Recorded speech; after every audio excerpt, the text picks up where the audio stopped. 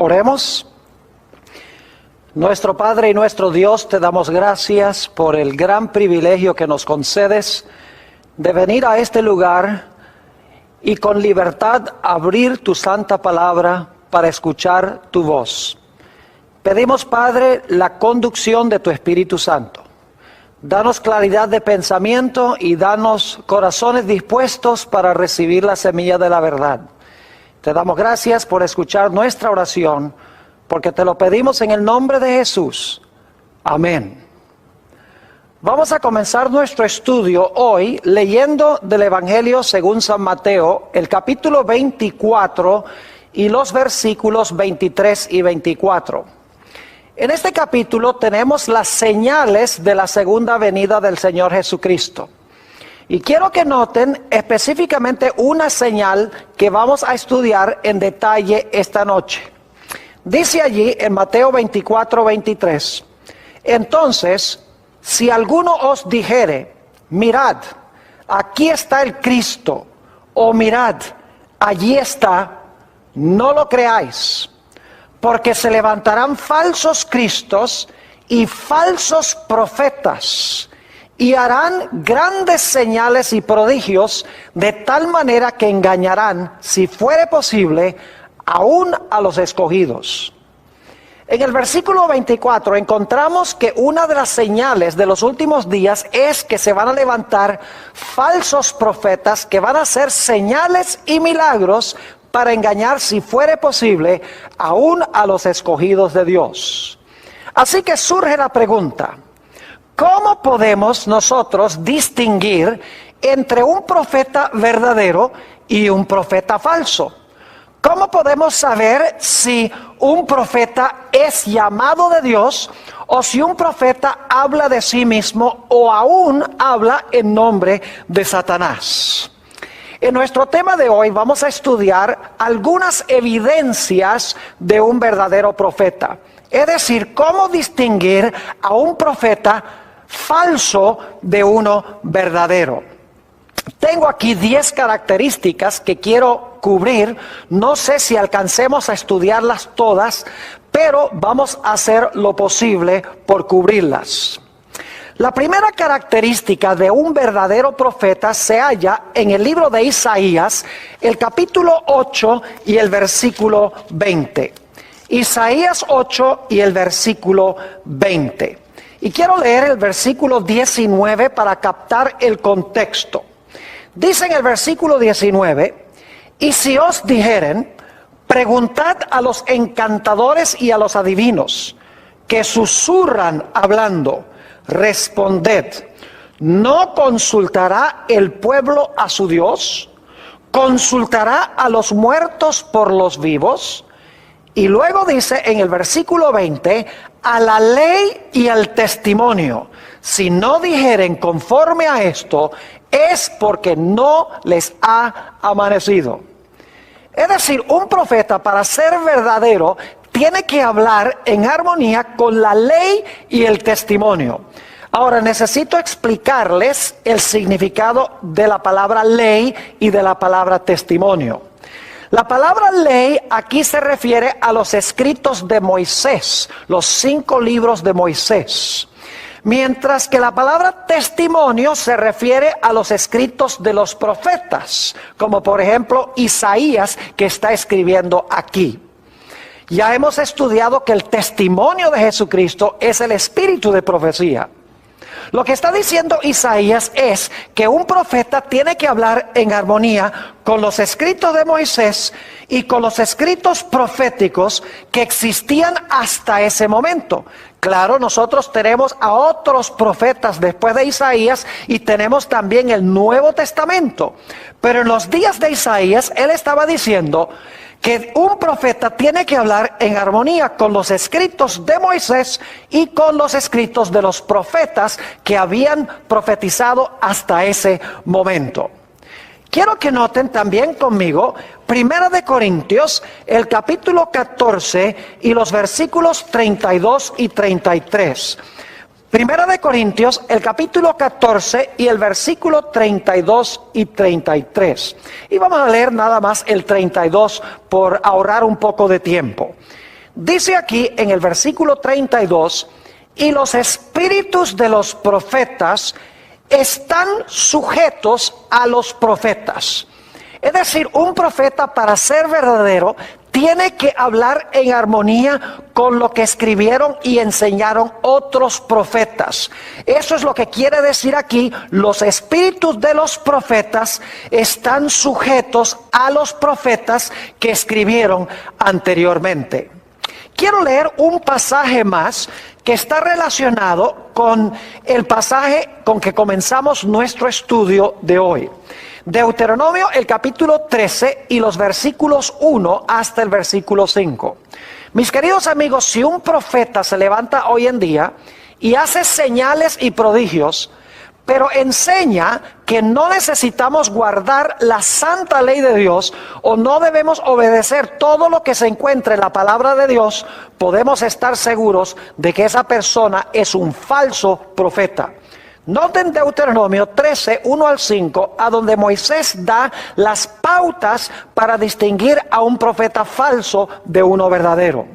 Dice aquí: cuando se levantare en medio de ti profeta o soñador de sueños, y te anunciare señal o prodigios, y si se cumpliere la señal o prodigio que él te anunció, diciendo: vamos en pos de dioses ajenos que no conociste, y sirvámosles, no darás oído a las palabras de tal profeta, ni al tal soñador de sueños. Porque Jehová vuestro Dios os está probando, para saber si amáis a Jehová vuestro Dios con todo vuestro corazón y con toda vuestra alma. En pos de Jehová vuestro Dios andaréis, a él temeréis, guardaréis sus mandamientos y escucharéis su voz. A él serviréis y a él seguiréis. Tal profeta o soñador de sueños ha de ser muerto, por cuanto aconsejó rebelión contra Jehová vuestro Dios, que te sacó de tierra de Egipto y te rescató de casa de servidumbre, y trató de apartarte del camino por el cual Jehová tu Dios te mandó que anduvieses, y así quitarás el mal de en medio de ti. Un verdadero profeta, en otras palabras, va a enseñar que la gente debe andar en los caminos de Dios, deben temer a Dios.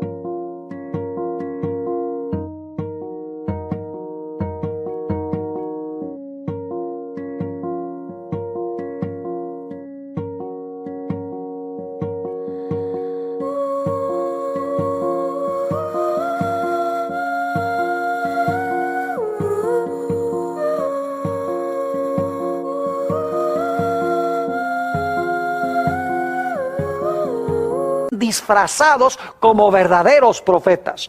¿Cómo podemos entonces distinguir a uno verdadero de uno falso? Dice en el versículo 16: por sus frutos los conoceréis. ¿Acaso se recogen uvas de los espinos o higos de los abrojos? Así todo buen árbol da buenos frutos, pero el árbol malo da frutos malos. No puede el buen árbol dar malos frutos, ni el árbol malo dar frutos buenos. Todo árbol que no da buen fruto es cortado y echado en el fuego.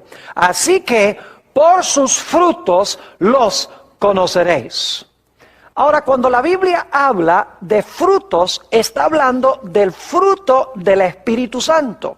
La palabra fruto o fruto se refiere a las diferentes cualidades de Cristo que el Espíritu Santo implanta en el corazón. Ahora, ¿cuáles son algunas de estas características que debe tener un verdadero profeta si es que tiene el fruto del Espíritu? Note lo que dice en Gálatas, el capítulo 5 y el versículo 22. Gálatas 5 y el versículo 22 describe el fruto que debe tener un verdadero profeta. Dice allí, nuevamente, Gálatas 5 y el versículo 22, esto: mas el fruto del Espíritu es amor, gozo, paz, paciencia, benignidad, bondad, fe, mansedumbre, templanza. Contra tales cosas no hay ley. Pero los que son de Cristo han crucificado la carne con sus pasiones y deseos. Si vivimos por el Espíritu, andemos también por el Espíritu. No nos hagamos vanagloriosos, irritándonos unos a otros, envidiándonos unos a otros. Es decir, un verdadero profeta manifestará en su vida mansedumbre, templanza, gozo, paz, paciencia, amor, benignidad, bondad, fe y todas las cualidades hermosas que tenía Cristo cuando caminó sobre esta tierra. Noten también lo que dice en el Evangelio según San Juan, el capítulo 15 y el versículo 8, sobre el hecho de que los discípulos o seguidores de Jesús, especialmente los profetas, deben producir el fruto del Espíritu de Dios. Dice Jesús allí: en esto es glorificado mi Padre, en que llevéis mucho fruto y seáis así mis discípulos. La segunda característica entonces es que un verdadero profeta debe manifestar en su carácter el Espíritu de Cristo. Todas estas cualidades hermosas del carácter de Jesús. Un profeta que no manifieste estas cualidades, podemos estar seguros de que no es un verdadero profeta, sino que es un falso profeta. Vamos a nuestra tercera característica que distingue a un profeta verdadero de un profeta falso. Vamos en nuestras Biblias a 1 de San Juan, el capítulo 4 y el versículo 1 al 3. 1 de San Juan, el capítulo 4 y el versículo 1 hasta el versículo 3. Dice allí en el versículo 1: amados, no creáis a todo espíritu, sino probad los espíritus si son de Dios, porque muchos falsos profetas han salido por el mundo. Fíjense que debemos examinar cuidadosamente los espíritus para ver si son de Dios, porque hay muchos falsos profetas que han salido por el mundo. Ahora, ¿cómo podemos conocer cuál es el Espíritu de Dios? Versículo 2: en esto conoced el Espíritu de Dios. Todo espíritu que confiesa que Jesucristo ha venido en carne es de Dios. Y todo espíritu que no confiesa que Jesucristo ha venido en la carne no es de Dios. Y este es el espíritu del anticristo, el cual vosotros habéis oído que viene y que ahora ya está en el mundo. Un verdadero profeta entonces confesará que Jesucristo vino en carne. Y no solamente confesará que Jesús vino en carne, sino que confesará que Jesús, después de su resurrección y ahora en el cielo, aún conserva su naturaleza humana. Ahora quiero que notemos en nuestras Biblias el libro de Hebreos, el capítulo 2 y el versículo 14, sobre la naturaleza humana de Jesús cuando Él vino a esta tierra. Nuevamente, Hebreos 2 y el versículo 14. Así que, por cuanto los hijos, esos somos nosotros, participaron de carne y sangre, Él también participó de lo mismo. Fíjense que Jesús tenía carne y sangre, dice aquí, cuando se encarnó. Él también participó de lo mismo, para destruir por medio de la muerte al que tenía el imperio de la muerte, esto es, el diablo, y librar a todos los que por el temor de la muerte estaban durante toda la vida sujetos a servidumbre. Porque ciertamente no socorrió a ángeles, sino que socorrió a la descendencia de Abraham. Es decir, Jesús tenía que tomar la naturaleza humana porque Él no iba a ayudar a los ángeles, nos iba a ayudar a nosotros que somos humanos. Versículo 17.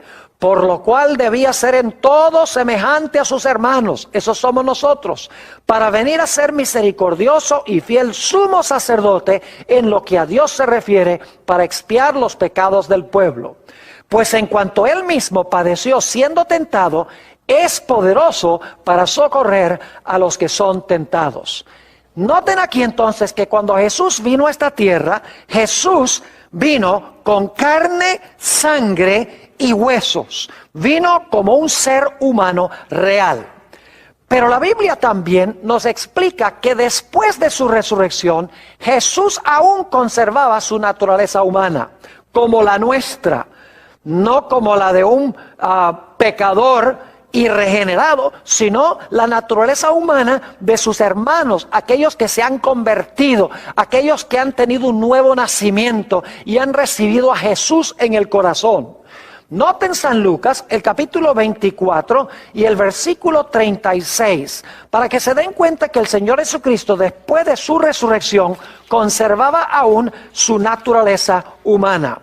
San Lucas, el capítulo 24 y el versículo 36, dice lo siguiente: mientras ellos aún hablaban de estas cosas, es decir, los discípulos, Jesús se puso en medio de ellos y les dijo: paz a vosotros. Entonces, espantados y atemorizados, pensaban que veían espíritu. Pero Él les dijo: ¿por qué estáis turbados? ¿Y vienen a vuestro corazón estos pensamientos? Mirad mis manos y mis pies, que yo mismo soy. Palpad y ved, porque un espíritu no tiene carne ni huesos, como veis que yo tengo. Y luego dice, y diciendo esto, les mostró las manos y los pies. Fíjense que Jesús dijo que tenía carne y huesos después de su resurrección. Los discípulos como que todavía no querían creer. Y por lo tanto dice en el versículo 41, y como todavía ellos de gozo no lo creían, estaban maravillados, les dijo: ¿tenéis aquí algo de comer? Entonces le dieron parte de un pez asado y un panal de miel, y él lo tomó y comió delante de ellos. Es decir, que solamente un profeta que enseña que Jesús vino en carne humana real, como la de sus hermanos, con carne y sangre y huesos, y que aún después de su resurrección nos representa como Jesucristo hombre en los atrios celestiales, puede ser un verdadero profeta. Vamos a nuestra cuarta característica de un verdadero profeta. Un profeta, cuando da una predicción en cuanto a un evento futuro, esa predicción se cumplirá al menos que la predicción esté vinculada con algún aspecto condicional. En un momento vamos a hablar más de eso. Vayan conmigo en sus Biblias a Jeremías, el capítulo 28 y el versículo 9. Jeremías, el capítulo 28 y el versículo 9 nos presenta esta característica. Dice aquí: el profeta que profetiza de paz, cuando se cumpla la palabra del profeta, será conocido como el profeta que Jehová en verdad envió. ¿Qué es lo que dice el texto? Que el profeta que profetiza paz y se cumple la palabra del profeta, entonces la gente puede saber que en verdad Jehová envió a ese profeta. Vayan conmigo también a Deuteronomio, el capítulo 18 y el versículo 22. Deuteronomio, el capítulo 18 y el versículo 22. Y vamos a leer el versículo 21 para captar el contexto. Dice allí lo siguiente: y si dijeres en tu corazón, ¿cómo conoceremos la palabra que Jehová no ha hablado? ¿Cómo podemos saber si un profeta cuando habla, Dios no lo envió para hablar en su nombre? Versículo 22. Si el profeta hablare en nombre de Jehová y no se cumpliere lo que dijo, ni aconteciere, es palabra que Jehová no ha hablado. Con presunción la habló el tal profeta, no tengas temor de él. Es decir, cuando un profeta se levanta y profetiza algo en nombre de Jehová, y lo que profetizó no se cumplió, podemos saber que es un falso profeta. Ahora, debemos reconocer que hay casos a donde Dios da profecías condicionales. Es decir, Él dice que algo va a ocurrir, pero Él pone una condición de que si la gente se arrepiente, entonces lo que Él anunció que iba a suceder no pasa.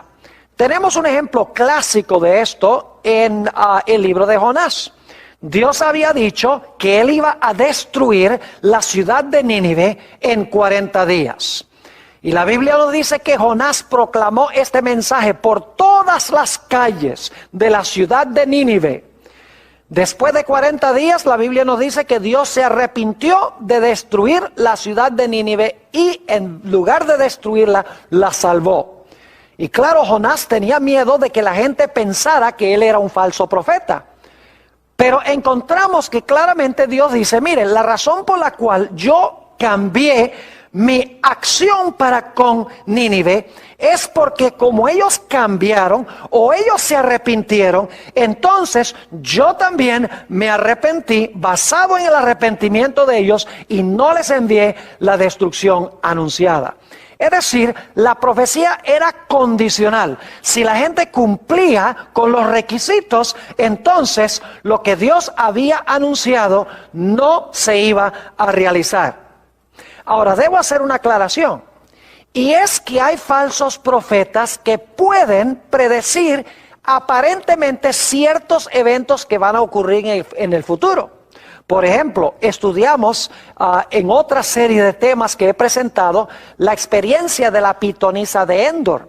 Encontramos que el supuesto Samuel, que no era Samuel, sino un espíritu maligno que se disfrazó de Samuel, este supuesto Samuel anunció a través de esta pitonisa de Endor que el siguiente día Saúl, el rey, iba a morir en batalla y que iba a estar en el mismo lugar a donde había ido Samuel. Ahora, ¿cómo sabía la pitonisa de Endor a través de este espíritu maligno que Saúl iba a ser muerto el siguiente día? Sencillamente la Biblia nos dice que la razón es que Saúl había entregado su alma al diablo y el diablo podía hacer con él lo que él quería. Un espíritu maligno se había poseído de él y por lo tanto lo que Satanás estaba haciendo a través de este espíritu era decirle a la pitonisa, Saúl va a morir mañana. Lo que no le reveló Satanás es que él tenía planes de matar a Saúl en la batalla el siguiente día. Hay profetas hoy en día que parecen anunciar eventos y en realidad esos eventos suceden. Bueno, no necesariamente significa por eso que ese profeta es de Dios. Porque como les he mencionado, Satanás tiene mucha experiencia y él puede razonar de causa a efecto y puede aparentemente predecir el futuro. Por esa razón no podemos tomar esta característica sola. Para probar a un profeta tenemos que analizar todas las características de un verdadero profeta y hay que aplicarlas todas. No es suficiente aplicar una, porque como les menciono, hay profetas que parecen profetizar eventos futuros y ocurren. Así que no es suficiente aplicar una o dos de estas evidencias, sino que debemos aplicarlas todas. Ahora, quiero que notemos nuestra quinta característica de un verdadero profeta.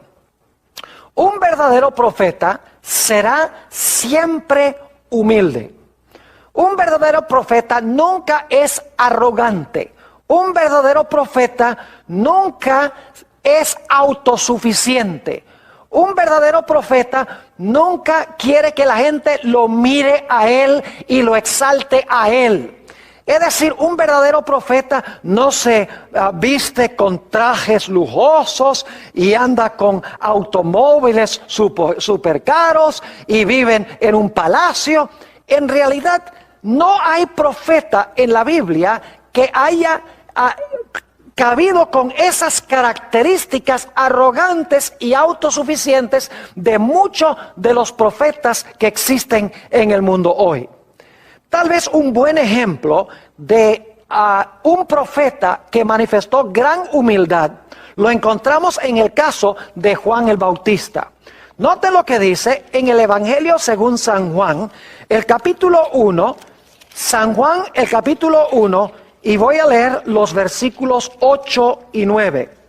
San Juan 1, 8 y 9. Está hablando aquí de Juan y dice, no era él la luz, sino para que diese testimonio de la luz. Aquella luz verdadera que alumbra a todo hombre venía a este mundo. Es decir, un verdadero profeta se esconderá detrás de Jesús, detrás del hombre del Calvario, y dirá, es necesario que Jesús crezca y es necesario que yo disminuya. Note lo que dice también en los versículos 26 hasta el versículo 29. Juan les respondió diciendo, yo bautizo con agua, mas en medio de vosotros está uno a quien vosotros no conocéis. Este es el que viene después de mí, el que es antes de mí, del cual yo no soy digno de desatar la correa de su calzado. Estas cosas sucedieron en Betabara, el otro lado del Jordán, donde Juan estaba bautizando. El siguiente día vio Juan a Jesús que venía a él y dijo, he aquí el Cordero de Dios que quita el pecado del mundo. Y en realidad Juan el Bautista luego dice, es necesario que él crezca y que yo disminuya. Yo no tengo ni siquiera la dignidad para amarrar las trenzas o los cordones de sus sandalias. Es decir, un verdadero profeta es un individuo que será humilde. ¿Cuán diferente de los profetas, de los tales llamados, digamos, profetas de hoy en día? Que andan en carros lujosos, viven en casas súper caras, que tienen mucho dinero, visten con trajes de $1,000, $2,000, están llenos de dinero, ostentan su grandeza y su autosuficiencia. Esa es una gran señal de un falso profeta.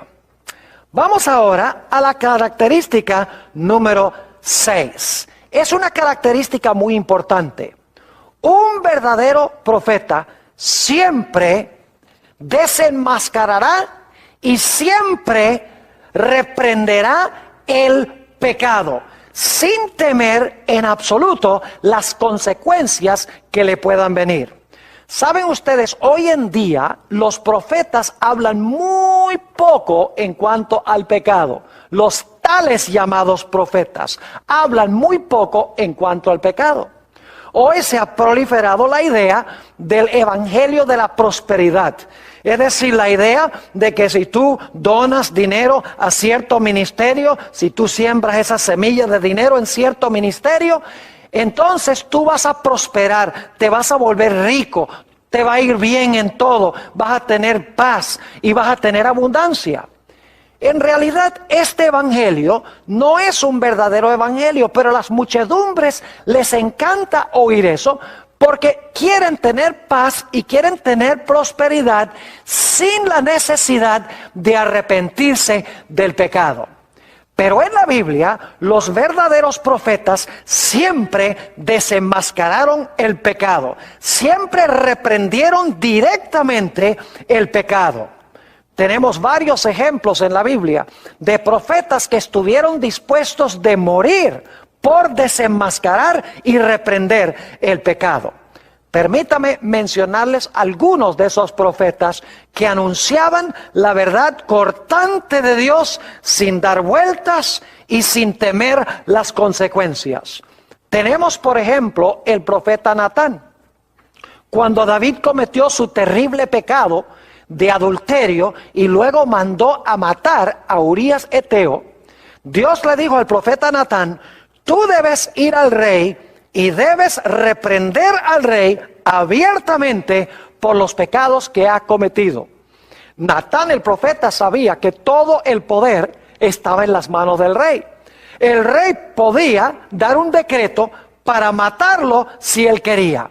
Y sin embargo, sin temor y sin reservaciones, la Biblia nos dice que el profeta Natán fue a donde David y le dijo: David, tú eres aquel hombre. Reprendió su pecado y la Biblia nos dice que David, que fue impactado e impresionado por el Espíritu de Dios, se arrepintió y escribió el hermoso Salmo 51, que es el salmo de su penitencia. Podríamos pensar también de Elías, cuando fue ante Acab. Acab le dijo: oh, eres tú el que alborotas al pueblo de Israel. Y encontramos que Elías le dijo: no, yo no he alborotado al pueblo de Israel, sino que tú y la casa de tu padre han alborotado a Israel, abandonando los mandamientos de Dios y adorando a los Baales. Es decir, Elías no le tenía miedo al rey. Cuando había pecado, él cantaba el pecado por su nombre. Jeremías habló claramente ante varios reyes. Y como resultado, la Biblia nos dice que Jeremías fue a parar más que una vez al calabozo. Es decir, los profetas siempre viven en destierro, huyen al desierto, no son queridos sino que son odiados, como veremos dentro de unos momentos. El profeta Isaías tuvo palabras de reprensión para el rey Acaz y también para Ezequías. Y la Biblia nos dice que en Hebreos el capítulo 11, que Isaías fue aserrado, es decir, fue colocado en un tronco y luego el tronco fue serruchado en dos. ¿Y qué diríamos de Juan el Bautista? Que compareció ante Herodes y le dijo: no es lícito que tú tengas la mujer de tu hermano. Es decir, reprendió la violación del séptimo mandamiento que estaba practicando el rey Herodes. Y todos sabemos que como resultado de su predicación clara y directa a Herodes, eso le costó literalmente a Juan el Bautista la cabeza. ¿Y qué diríamos de Juan el Apóstol, el que escribió el libro de Apocalipsis? La tradición cristiana, una tradición muy fidedigna, nos dice que Juan el Apóstol fue llevado para testificar ante el emperador Domiciano, emperador de Roma. Y la Biblia nos dice, en realidad la tradición eclesiástica nos dice, la Biblia nos dice que fue enviado a Patmos, como veremos en un momento, pero la tradición nos dice que Juan testificó ante Domiciano y lo reprendió claramente por los pecados que él estaba cometiendo. Y por lo tanto, la tradición nos dice que Juan fue echado en un caldero de aceite hirviente. Pero según esta tradición, que es bien fidedigna, bien temprana en la historia de la iglesia, se realizó el mismo milagro con Juan que con los 3 jóvenes en el horno de fuego. Es decir, que no fue consumido ni fue hervido Juan como resultado de estar en ese aceite. Y por lo tanto, nos dice la tradición que Domiciano desterró a Juan a la isla de Patmos. Y eso sí lo tenemos en la Biblia, porque la Biblia nos dice claramente que Juan estaba en la isla de Patmos, que era como el Alcatraz de aquella época. Era una prisión que era una isla a donde había minas de azufre. Es decir, que los verdaderos profetas presentan la verdad sin temer las consecuencias. Podríamos hablar de otros profetas como Daniel, etcétera, pero creo que tenemos suficiente evidencia hasta ahora de que los verdaderos profetas hablan la verdad de Dios, no hablan de prosperidad cuando Dios no ha declarado prosperidad. La característica número 7 que quiero tratar con ustedes es que muchas veces los profetas, cuando reciben visiones y sueños, experimentan ciertos fenómenos fisiológicos. Por ejemplo, a veces los profetas, cuando entran en visión, caen como muertos. Y nos dice en el libro de Daniel que Daniel, cuando estaba en visión, no respiraba. También en Apocalipsis 21, 9 y 10, al igual que en Apocalipsis el capítulo 17, nos dice que Juan y Daniel fueron llevados en visión a lugares lejanos, y es como si ellos estaban participando en esos eventos. En Apocalipsis 21, 9 y 10 nos dice la Biblia que Juan sintió que estaba siendo llevado a la Nueva Jerusalén, a ver la Nueva Jerusalén. En Apocalipsis 17 nos dice que Juan fue llevado a contemplar en el desierto a la gran ramera. Ahora sabemos que no eran transportados allí físicamente, pero en sus mentes eran transportados, y era tan real que ellos pensaban que estaban allí. El apóstol Pablo tuvo una experiencia semejante a esta, según nos dice la Biblia, en 2 de Corintios, el capítulo 12 y el versículo 2 al 4, a donde se nos declara que el apóstol Pablo conoció a un hombre, y yo creo personalmente que ese hombre es él mismo. Conoció a un hombre que hace varios años fue transportado al tercer cielo, y luego dice, no sé si fue transportado en el cuerpo o fuera del cuerpo, es decir, no sé si fue transportado al cielo en visión o si fue transportado al cielo en persona. Dice, pero allá escuchó palabras que nadie puede repetir. Es decir, que los profetas pasaban por cierta serie de fenómenos fisiológicos cuando entraban especialmente en visión. Perdían la fuerza natural, caían como muertos, no respiraban. Después de la visión nos dice que Daniel recuperaba su fuerza otra vez. Es decir, que muchas veces los profetas, cuando entran en visión, pasan por estos fenómenos fisiológicos. Ahora vamos a nuestra característica número 8 de un verdadero profeta. En realidad, los verdaderos profetas son odiados y perseguidos por aquellos a quienes entregan el mensaje. El oficio profético es un oficio supremamente difícil. Según la Biblia, los profetas no buscaban esa función, no estudiaban para ser profetas, no se enorgullecían de ser profetas. Generalmente hablando, en la Biblia, los profetas preferían no ser profetas, trataban de zafarse del llamado. Por ejemplo, Moisés, cuando Dios lo llamó, Moisés dice, no, pero yo no sé hablar. Lo mismo sucedió con el profeta Jeremías. El profeta Jeremías dijo, no, yo no sé hablar.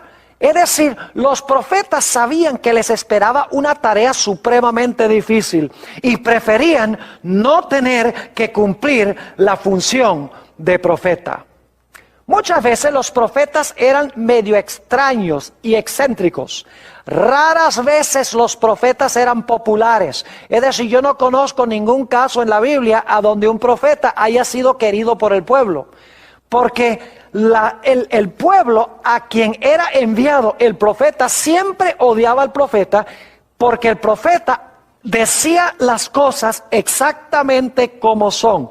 Es decir, como hemos hablado, el profeta no encaramelaba su mensaje, sino que el profeta reprendía el pecado y hablaba directamente. Los verdaderos profetas no buscaban fortuna, ni fama, ni dinero para ellos mismos. Es más, la mayoría de los profetas eran pobres y tenían poca educación. Y yo creo que una de las razones por las cuales Dios escogió profetas con poca educación es que la gente que tiene mucha educación le encanta mostrar su sabiduría y de esa manera se interponen entre Dios y el pueblo, y en vez de dar el mensaje de Dios, imparten un mensaje que viene de su propia sabiduría. Por eso Dios escogió lo más débil de los débiles para impartir su mensaje, porque una persona sin educación, una persona sencilla y humilde, podía ser usada fácilmente en las manos de Dios. Ahora queremos ir a nuestra característica número 9 de un verdadero profeta. Los verdaderos profetas nunca usarán métodos prohibidos para descubrir el mensaje de Dios.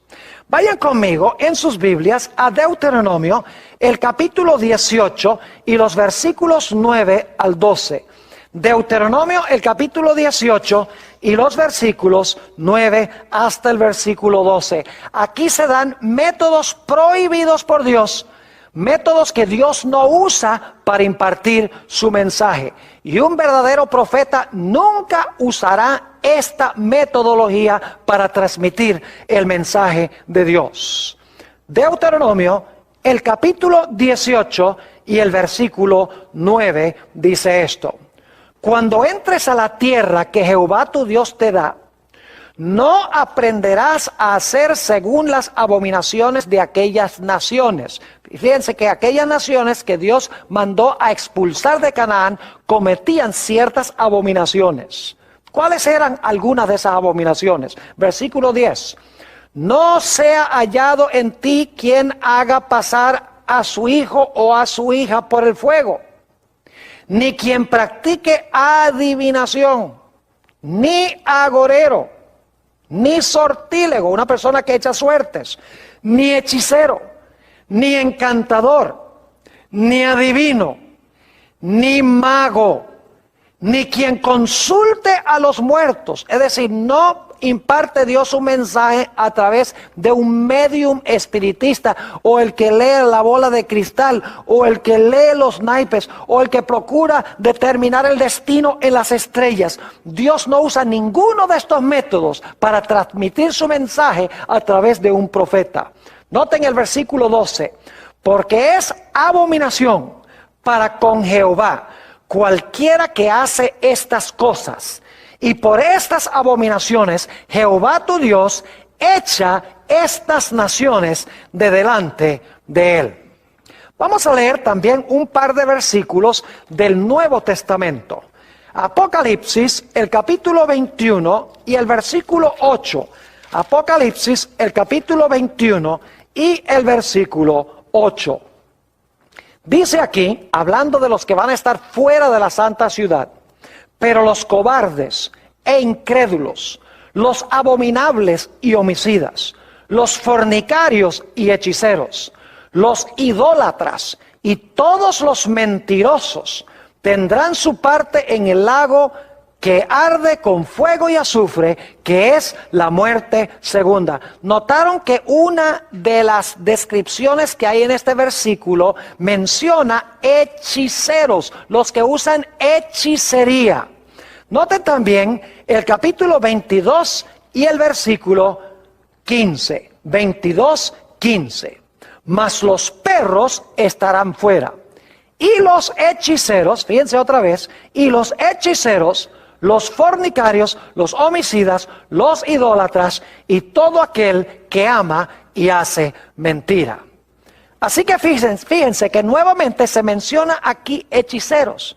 Mis queridos amigos, Dios prohíbe tratar de descubrir nuestro destino y nuestro futuro yendo a magos, astrólogos, adivinos, médiums, espiritistas, etc. Dios imparte su mensaje a través de profetas sin emplear estos métodos prohibidos. Vamos ahora a nuestra característica número 10 de un verdadero profeta.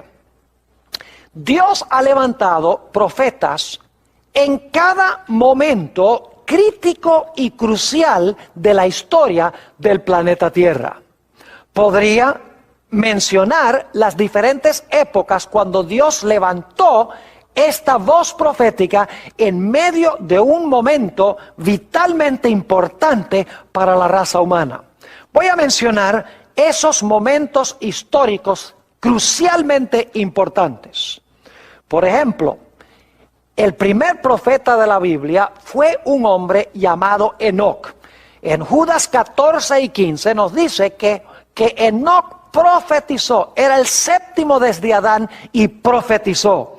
Es decir, Enoc fue profeta. La Biblia nos dice que caminó con Dios y Dios se lo llevó al cielo de entre los vivos. La Biblia nos dice que cuando Dios estaba a punto de mandar un diluvio universal, ciertamente un evento crucial en la historia del planeta Tierra, Dios levantó a un profeta para advertirle al mundo en cuanto a lo que iba a pasar, para que se arrepintieran de su pecado. Ese profeta fue Noé. Cuando Dios iba a dar inicio a la nación judía, Dios llamó a otro profeta, el profeta Abraham. Y sí, la Biblia nos dice en Génesis 15 y el versículo 13 al 15 que Abraham fue un profeta. Es más, el Señor Jesucristo en San Juan 8:56 declaró que Abraham vio mi día y se gozó. Es decir, que Abraham, cuando Dios iba a establecer a la nación de Israel, levantó a un profeta. ¿Qué diríamos cuando Dios iba a librar a su pueblo de Egipto? La Biblia nos dice que otra vez en este momento crucial de la historia, Dios levantó a otro profeta. Su nombre era Moisés. Y Dios a través de Moisés sacó al pueblo de Israel de Egipto y los llevó a la tierra de Canaán. En la época de los reyes, Dios levantó a otro profeta, a David, quien escribió muchas profecías, por ejemplo, en los Salmos. En el Salmo 16 hay una profecía mesiánica hermosa donde dice que el cuerpo del Mesías no iba a haber corrupción en el sepulcro. En el Salmo 22 hay otra profecía magnífica de David donde dice, Dios mío, ¿por qué me has desamparado? Solamente para mencionarles dos profecías que encontramos de David. Es decir, cuando comenzó la época de los reyes, Dios levantó a un profeta llamado David. ¿Y qué diríamos del momento cuando el pueblo de Israel iba a ser llevado cautivo a Babilonia? La Biblia nos dice que Dios levantó a Daniel y levantó también a Jeremías inmediatamente antes del cautiverio y a Daniel durante el cautiverio. Eventos muy importantes en la historia de Israel. Dios levantó a Daniel, Dios levantó a Jeremías en estos momentos críticos. Cuando se iba a reconstruir la ciudad de Jerusalén, cuando se iban a reconstruir los muros, la Biblia nos dice que Dios levantó a varios profetas. Levantó a Ageo, levantó a Zacarías, levantó a Zorobabel, levantó a Josué, el sumo sacerdote. Es decir, Dios levantó cuando el pueblo iba a restablecerse a una serie de profetas para ayudarles en su obra. Y cuando el Señor Jesucristo iba a venir a este mundo, Dios preparó el camino levantando también a un profeta. Y todos conocemos a ese profeta como Juan el Bautista. Ahora yo pregunto, ¿creen ustedes que si estamos viviendo en los últimos días, que Dios cerca del final de la historia también va a levantar la voz profética? ¿O será que Dios al final de la historia no va a levantar ningún profeta? Mis queridos amigos, en cada momento crucial de la historia del planeta Tierra, Dios ha levantado un profeta para iluminar a su pueblo de Dios, a su pueblo, para mostrarles la verdad en cuanto a lo que iba a ocurrir. ¿Hemos de esperar que Dios haga menos que esto en los últimos días? La iglesia adventista cree que Dios ha levantado en estos últimos días un profeta dentro de la iglesia. En este momento está muerta, es una profetisa, se llama Elena G. de White. Ella escribió muchos libros sobre muchos diferentes temas. El propósito por el cual Dios la levantó es para preparar a un pueblo en todas las dimensiones para la segunda venida de Jesús. Ella habla de educación, ella habla de la obra médica, ella habla de finanzas, ella habla sobre profecías, eventos del fin. Habla de todas las dimensiones de la vida cristiana y cómo podemos nosotros complacer a Dios y preparar un carácter donde podamos decir, he aquí, este es nuestro Dios, le hemos esperado y Él nos salvará.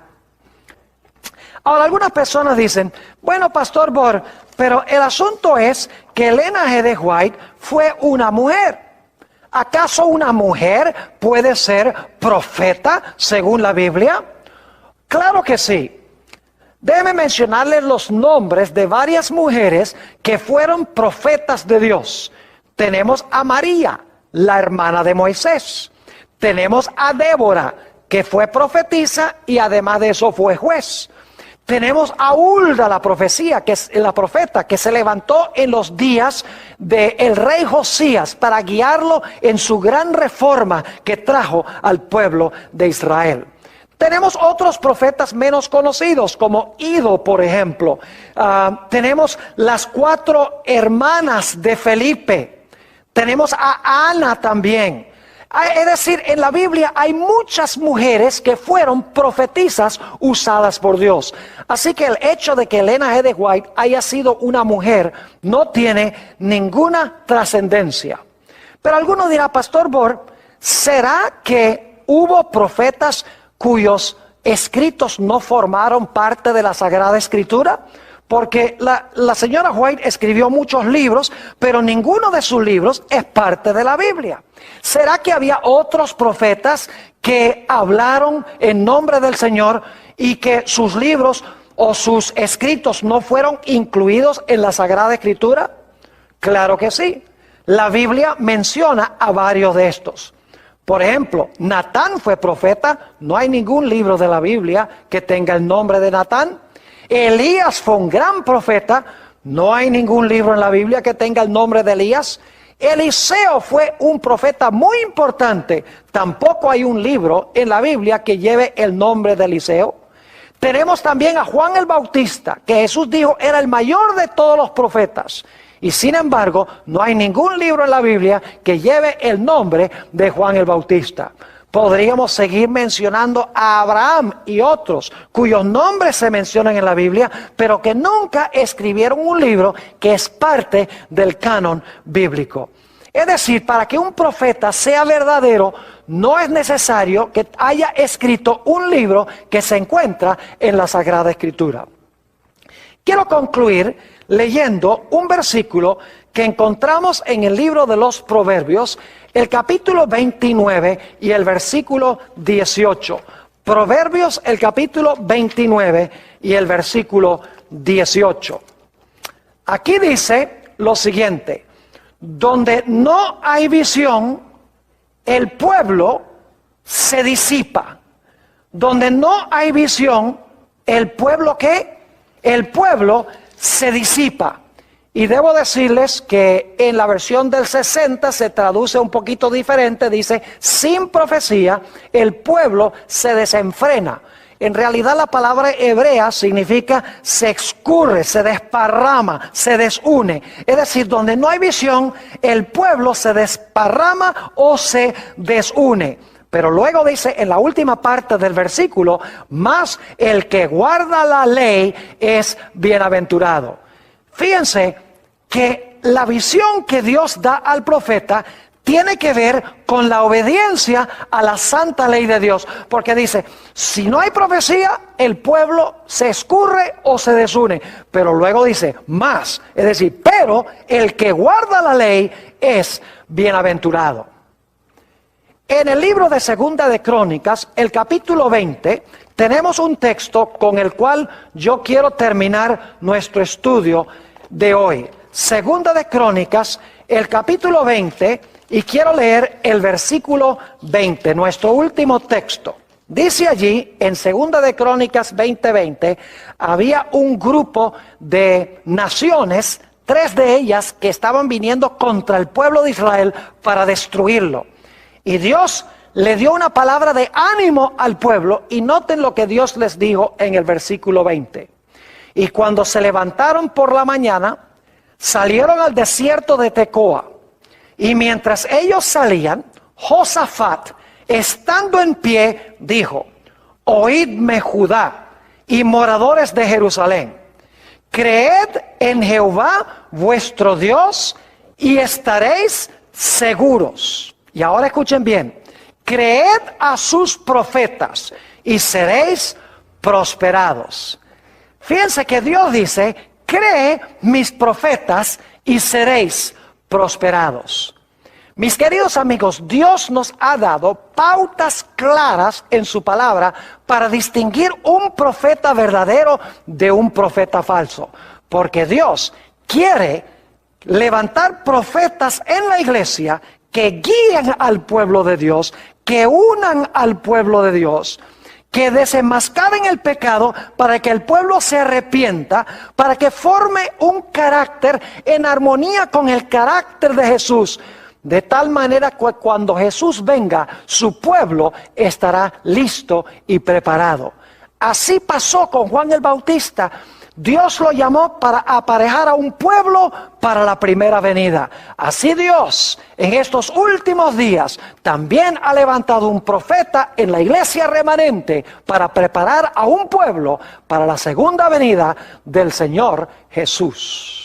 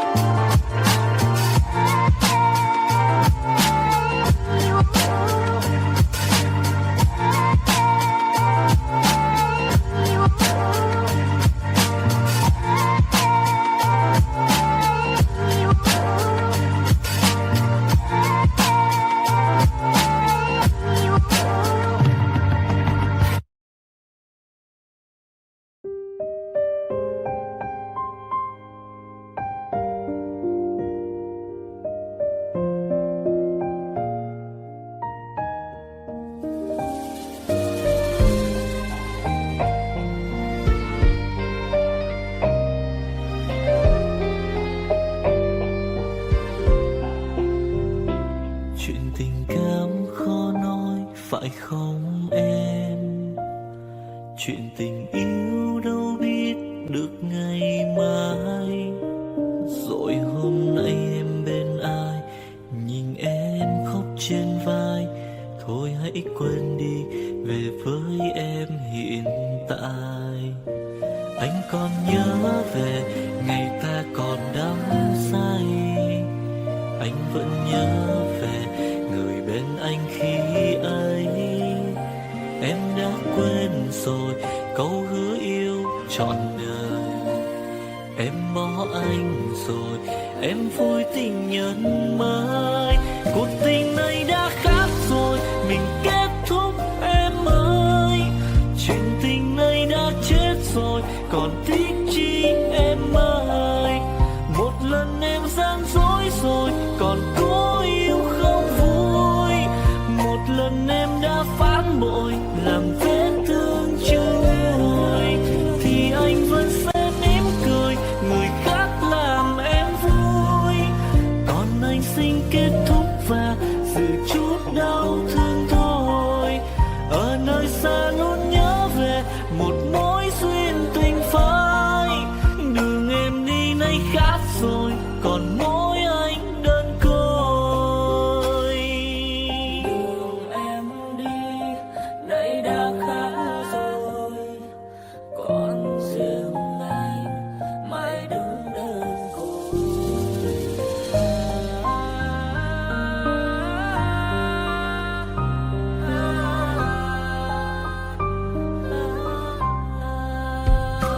Anh còn nhớ về ngày ta còn đắm say. Anh vẫn nhớ về người bên anh khi ấy. Em đã quên rồi câu hứa yêu trọn đời. Em bỏ anh rồi, em vui tình nhân mới. Cuộc tình này đã khác rồi, mình kết thúc em ơi. Chuyện tình này đã chết rồi, còn tiếc chi em ơi. Một lần em gian dối rồi, còn cố yêu không vui. Một lần em đã phản bội, làm vết thương chưa nguôi. Thì anh vẫn sẽ mỉm cười, người khác làm em vui. Còn anh xin kết thúc và giữ chút đau thương thôi. Ở nơi xa luôn nhớ về một mối duyên tình phai. Đường em đi nay khác rồi, còn mỗi anh đơn côi. Cuộc tình này đã khác rồi, mình kết thúc em ơi. Chuyện tình này đã chết rồi, còn tiếc chi em ơi. Một lần em gian dối rồi, còn cố yêu đâu vui. Một lần em đã phản bội, làm vết thương chưa nguôi. Thì anh vẫn sẽ mỉm cười, người khác làm em vui. Còn anh xin kết thúc và giữ chút đau thương thôi. Ở nơi xa luôn nhớ về một mối duyên tình phai. Đường em đi nay khác rồi, còn mỗi anh đơn côi. Ở nơi xa luôn nhớ về một mối duyên tình phai. Đường em đi nay khác rồi, còn mỗi